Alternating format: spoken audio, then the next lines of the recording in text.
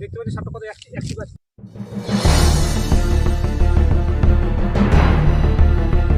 জয় দোস্ত, বাস্তুতন্ত্র নেচারকে ভালোবেসে নিজের দায়িত্বে নিজে রিক্সে আমি সাপ রেস্কিউ করছি।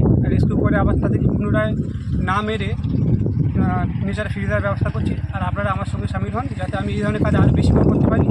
নেচারকে ভালোবাসুন, সাপ বাঁচান, সাপ মানুষের উপকারে আসে, আর সাপ থেকে মানুষের জীবন দেয় ওষুধ তৈরি হয়। তাই সাপকে কোনো মারবেন না।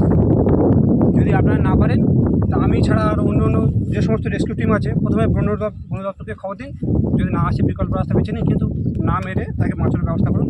আর গত পরশু দিনে আমি একটা পোলট্রি থেকে, মুরগি ঘর থেকে একটা সাপ রেস্কিউ করেছি, সেইটা আমি আজকে আপনার সামনে রিলিজ করছি, তাই সেই সাপটা দেখাচ্ছি।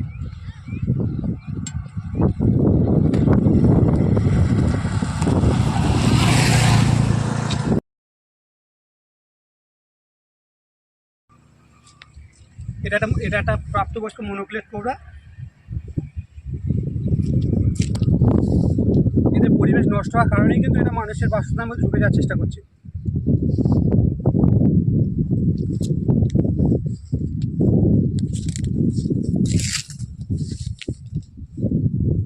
দেখতে পাচ্ছি সাপটা কত অ্যাক্টিভ আছে।